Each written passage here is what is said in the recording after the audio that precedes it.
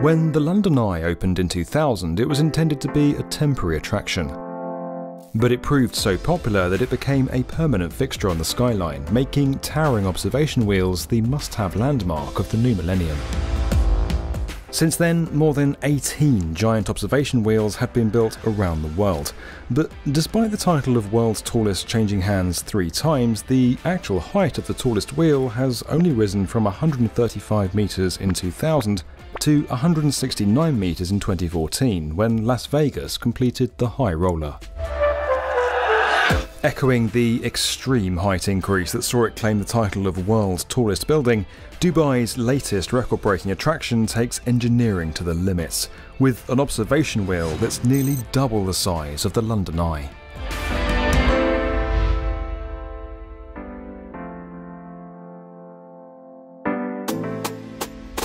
Located just off the coast of Dubai Marina on the man-made Blue Waters Island, Ain Dubai, or the Eye of Dubai, is now officially the world's tallest and largest observation wheel, standing over 250 metres tall and with a capacity of 1,750 passengers at any one time.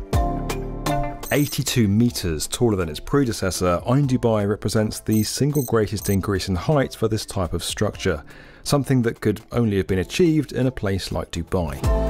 So in terms of structural challenges, I don't think you compare the Ain Dubai with any of the other wheels. And I probably would say that just because it is by far the largest. And without getting too technical, a lot of the stress relationships are a squared factor.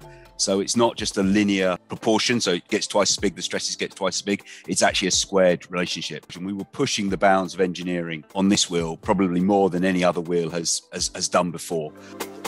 Originally set to stand 210 metres tall when it was first proposed back in 2013, the wheel was redesigned and scaled up to a size that would require 33% more steel than was used in the Eiffel Tower. Now, an artificial island, which is essentially compacted sand, might not seem like the best place to build something of this magnitude, but the reclaimed land itself doesn't actually bear much of the wheel's weight at all. Drilled to a depth of 35 metres, Ain Dubai's foundation piles extend 5 metres into solid bedrock, completely bypassing the reclaimed land. Blue Waters Island only provides lateral support for the structure. With a solid base to build on, the hard work really began with the 4 legs, each 126 metres in length. That's just 9 metres shorter than the London Eye's overall height. The biggest challenge for engineers didn't actually come from the legs' size, but from keeping them standing at a precise angle while the hub and spindle were fitted. They tie everything together and make the structure self-supporting. There was approximately 4 weeks, 24/7 welding, just to get the legs joined to the spindle. We had the world's 3rd largest fixed crane, capable of lifting 3,000 tons. We then brought in the largest mobile crane, also capable of lifting 3,000 tons. And the reason we needed 6,000 tons of lifting capacity, it's all about the reach. So you've got to have the ability to lift 1,800 tons at a significant distance away because you've got the legs in the way and things like that. So that lifting capacity drops quite significantly, which is why we needed both cranes to achieve that lift. Observation wheels might look lightweight and simple once they're built, but getting them to a place where they are self-supporting and won't buckle under their own weight is an extreme structural challenge. And the temporary support structure that makes it happen is like building a whole second wheel within the rim itself. Once you've got a wheel that's fully built and it's a circle, like a bike wheel, it's very strong. But the stage before that is you're trying to actually create that circle. That's the challenge. So we started building it up I refer to it as almost the Dairy Lee cheese boxes you might be familiar with, where you've got the eight triangles that go to make up the circle. And realistically, that's exactly how we constructed this wheel. And to do that, we had what we refer to as a temporary rigid spoke. So that was made out of structural steel rather than cables. Now the rim itself, because they were very slender, what we actually had to do is construct and convert the rim into a bridge. Only when we created a bridge structure could it then span between the 2 temporary spokes that we'd installed. We were then able to jack the first segment 100 meters into the air. That then allowed us to then lift in the second segment We then put in another rigid spoke, and we would then jack that around. Now, that sounds like a very quick exercise. Reality, that process took 3 to 4 weeks to actually go from installing to jacking it around to being ready to install the next piece. Once the outer rim was complete, the supporting structure was removed by working backwards, progressively replacing the bulky structural steel elements with 192 pre-tensioned heavy-duty cables that contain enough wire to reach from Dubai to Cairo. That's 2,400 kilometers if you laid it all out flat, although no one ever does that.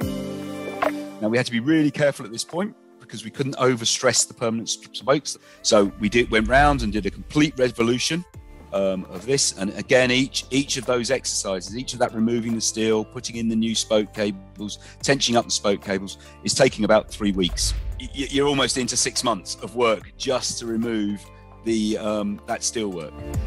With virtually all of the Iron Dubai's structural integrity coming from the temporary framework up to this point, every element was painted white to match the colour of the finished wheel. That's not for aesthetic reasons, but to prevent the darker and lighter elements from expanding unevenly in the Dubai heat, a phenomenon that could cause the rim to warp and buckle. With its superstructure complete, the 48 passenger cabins were attached to the outside of the rim in a methodical pattern, all to keep the wheel as close to balanced as possible and to prevent its driving mechanism from becoming overstressed. Now, speaking of the driving mechanism, remember the jacking system that was part of the temporary works? Well, that's now a permanent and integral part of the structure, having been modified with 64 tyres positioned against the rim. They slowly rotate and push the wheel around using friction at a rate of 1 revolution every 38 minutes. Designed to carry up to 40 passengers at a time, each cabin is more than double the size and weight of those on the London Eye. Each is fitted with a driving mechanism that has the fairly fundamental job of rotating it at the same speed as the wheel but in the opposite direction, so that the floor stays horizontal no matter where it is in the rotation. If all the passengers decide they wanted to go out to one side, in a Ferris wheel, but as you might imagine, the gondola would all rotate and it would start tipping. This experience doesn't happen here because it's all driven, and still we have a perfectly horizontal floor for the passengers. Originally set to open ahead of Expo 2020, like most things last year, that just didn't happen. Iron Dubai is now set to open on October 21st, although press and invited guests will have already been for a ride. What was my proudest moment?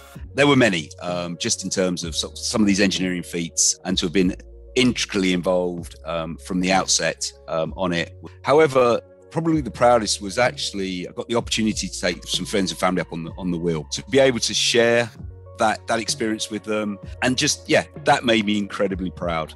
While some great observation wheels have failed to achieve the same popularity as the London Eye, Iron Dubai's incredible heights and unobstructed views will undoubtedly make it the newest landmark in what's now a city of engineering triumphs.